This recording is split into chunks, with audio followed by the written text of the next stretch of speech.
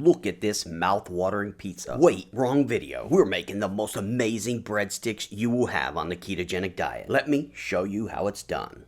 We're going to be using a mozzarella provolone mix for this recipe. Now in your NutriBullet, you're going to add 1/2 cup of that mozzarella provolone cheese. Now normally, I only have to pulse this about 3 or 4 times. This particular time, it took 10 to get it to the correct consistency for a successful recipe. Next, you'll need almond flour, and we're going to be using 1/2 cup almond flour in this recipe. Now we're going to add 1/2 teaspoon garlic powder, followed by a dash of garlic salt. Now just put the lid on it. No need to pulse it, just give it a good shake until it looks like this. Now in a medium mixing bowl, you're going to add 3 level scoops of egg white powder. Now add 1/3 cup water to the egg white powder. Now when you start mixing this, make sure you're on low speed. That is very important because in the beginning, it's going to seem like that water and egg just don't want to mix. But be patient. Once it starts to foam up, then you can increase your speed. Now before you ask, no, this will not get to the normal stiff peaks you will get out of regular eggs. It's going to get something like this.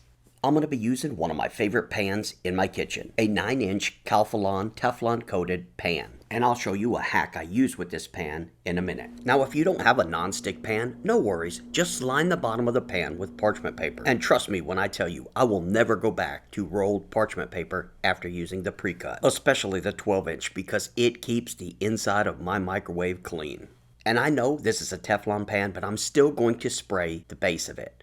Go ahead and give it a nice light coat. Then take your cut or pre-cut parchment paper and place it into the bottom. You want to go ahead and push it down, and you'll notice that the grease helps it stick to the bottom of the pan. Now we're going to add our dry and wet ingredients. Notice how some of these are packed into the corner of this. You do not want that, so give it a good shake before adding it to your wet mixture. Now it's time to get these mixed up. And this is one of those instructions you want to follow. Make sure when mixing this, you do not exceed a very low to medium speed. You do not want to break up the air bubbles. You just want to make sure you get this mixture good and well mixed.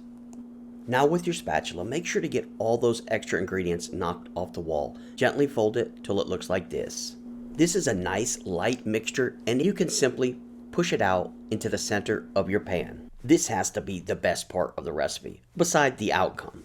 But you can simply take this and shake it to the edge of the pan. And anything that doesn't make it, simply take your spatula and tap it to the edge. Give it another gentle shake, and we're going to get this in the oven at 350 for 7 minutes. After the 7-minute timer, remove it from the oven, then we're going to get this flipped. Carefully flip this. Once you've got it flipped, you want to go ahead and take that piece of parchment paper that was on the bottom and place it over the top. Then place it back in the oven for an additional 7 minutes. Now it's time to get the butter mix mixed up. Place 1 to 1.5 tablespoons butter in a microwavable dish. Heat that on high for 30 seconds. Once the butter is melted, add 1/2 teaspoon garlic powder. Now when you add this, make sure you mix it very well because you don't want clumps when you go to spread this over your delicious new crazy bread. Now feel free to use shaker Parmesan, but I have found this Land O'Lakes to be very good. Not only is it good, if you look at the back of the label, you'll see it is just cheese. You can turn it into almost fresh Parmesan in a matter of seconds in your NutriBullet. Now it's time to get that crazy bread out the oven. And guys, I want you to take a look at this. Look at that.